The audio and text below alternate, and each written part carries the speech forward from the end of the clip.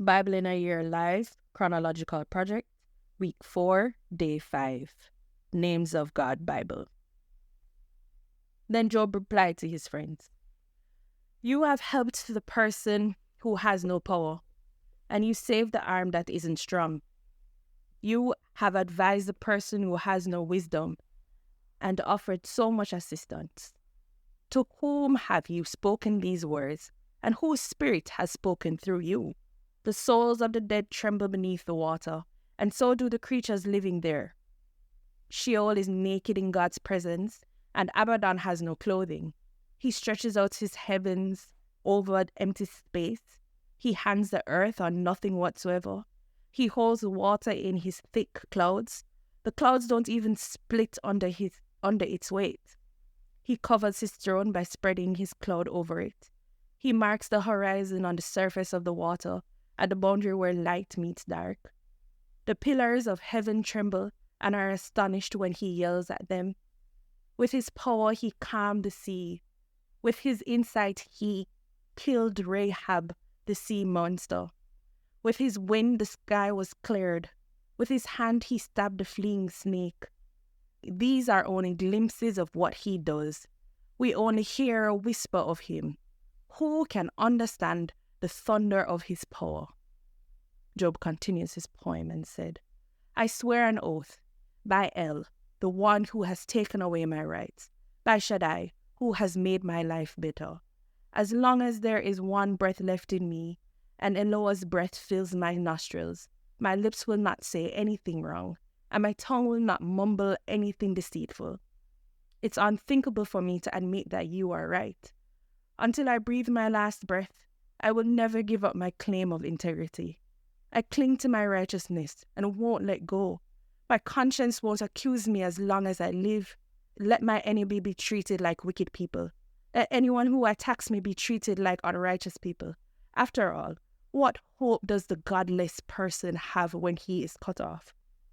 When Eloah takes away his life? Will El hear his cry when trouble comes upon him? Can he be happy with Shaddai? Can he call on Eloah at all times? I will teach you about El's power. I will not hide what Shaddai has done. Certainly you have all seen it. Why then do you chatter on about such nonsense? This is what El has waiting for the wicked person, the inheritance that tyrants receive from Shaddai. If he has many children, swords will kill them, and his descendants won't have enough food. Those who survive him will be buried by a plague, and their widows won't cry for them. Though he collects silver like dust and piles up clothing like dirt, righteous people will wear what he piles up, and the innocent will divide the silver among themselves. He builds his house like a moth, like a shack that a watchman makes. He may go to bed rich, but he'll never be rich again. When he opens his eyes, nothing will be left. Terrors overtake him like a flood. A windstorm snatches him away at night. The east wind carries him away, and he's gone. It sweeps him from his place. It hurls itself at him without mercy. He flees from its power. It claps its hands over him. It whistles at him from his own place. There is a place where silver is mined, and a place where gold is refined. Iron is taken from the ground, and rocks are melted for their copper. Humans bring an end to darkness there, and search to the limit of the gloomy, pitch-black rock. They open up a mine shaft far from civilization, where no one has set foot. In this shaft, men dangle and swing back and forth. Above the ground, food grows, but beneath it, the food decays as if it were burned by fire. That place's stones are sapphire.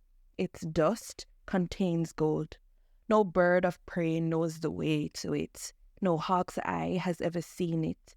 No proud beast has ever walked on it. No ferocious lion has ever passed over it. Humans exert their power on the flinty rocks and overturn mountains at their base. They cut out mine shafts in the rocks.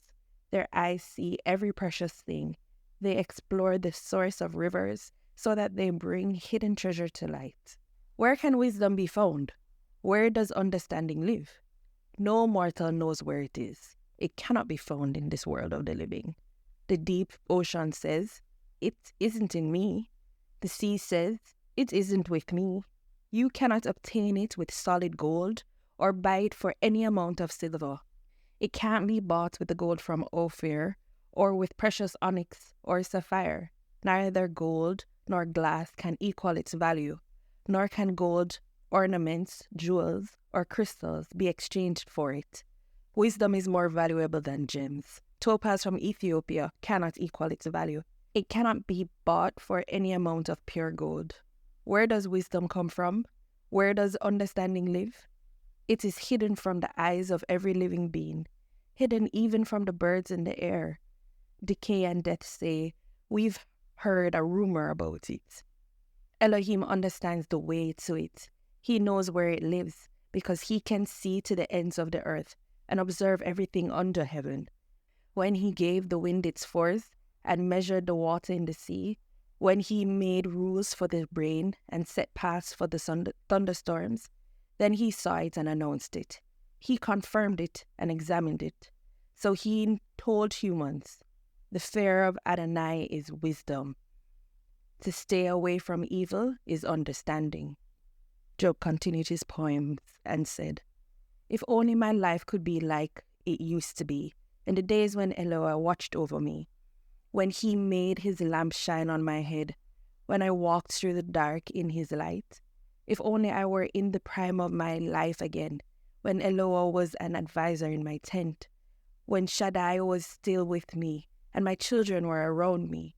My steps were bathed in buttermilk, and the rocks poured streams of olive oil on me. When I went through the city gate and took my seat in the town square, young men saw me and kept out of sight. Old men stood up straight out of respect for me. Princes held back their words and put their hands over their mouths. The voices of nobles were hushed, their tongues stuck to the roof of their mouths. Any ear that heard me blessed them. Any eyes that saw me spoke well of me, because I rescued the poor who called for help and the orphans who had no one to help them. I received a blessing from the dying and made the widow's heart sing for joy. I put on righteousness and it was my clothing. I practiced justice and it was my robe and my turban. I was eyes for the blind person. I was feet for the lame person.